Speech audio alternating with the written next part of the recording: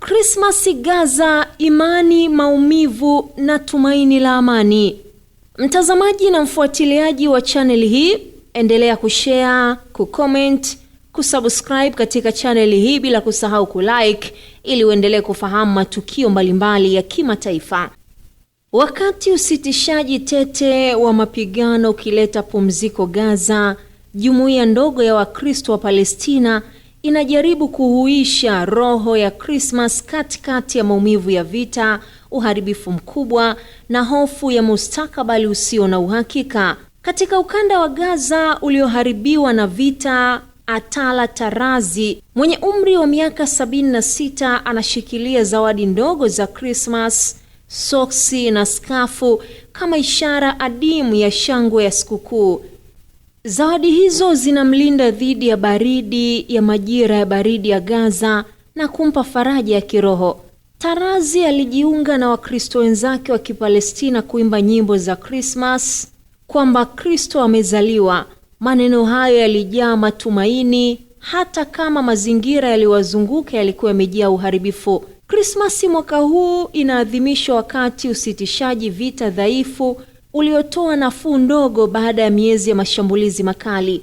Hata hivyo, maumivu ya vita kati ya Israel na Hamas pamoja na maisha ya watu waliolazimika kuhama makazi yao yamepunguza sherehe nyingi za jadi.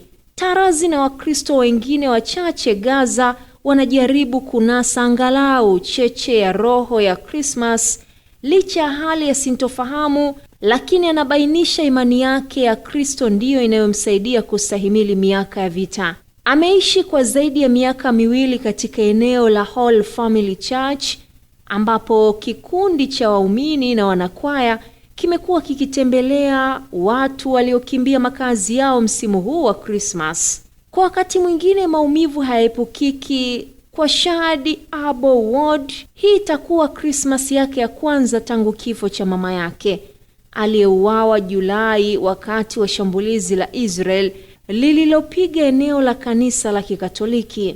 Israeli ilielekeza masikitiko na kusema tukio hilo lilikuwa ajali.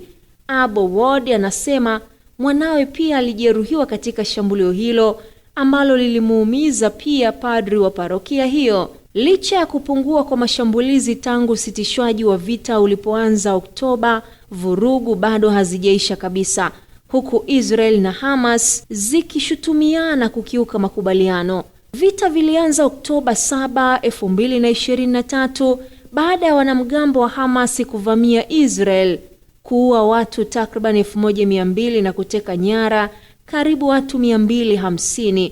Mashambulizi ya Israel yalifuata na yakasababisha vifo karibu wa Palestina 71,000 Gaza, kulingana na Wizara ya Afya ya Gaza. Mashambulizi hayo yamesababisha uharibifu mkubwa na kuwafanya karibu watu milioni 2 kuhama makazi yao. Mvua kubwa za hivi karibuni zimefurika kambi za wakimbizi na kuangusha majengo yaliyokuwa tayari yameharibiwa vibaya. Kwa upande wa mkazi mwingine ambaye ni Wafa Emad mwenye umri wa miaka 23, Krismasi hajisikii kama zamani. Ndugu na marafiki wengi wamekimbia Gaza wakati wa vita. Alisaidia kupambana mapambano katika eneo la kanisa la Orthodox la Giriki, lakini anakiri kwamba kukosekana kwa wapendwa wake kunazua huzuni na kumbukumbu nyingi. Ingawa anaishukuru nyumba yake bado imesimama, hali ya wakimbizi kwenye mahema baridi humfanya alie sana. Anasema mtoto wake mdogo hutetemeka anaposikia sauti kubwa. Lakini Tarazi, licha ya kumpoteza dada yake na kaka yake wakati wa vita, anasisitiza kwamba Gaza ataendelea kubaki.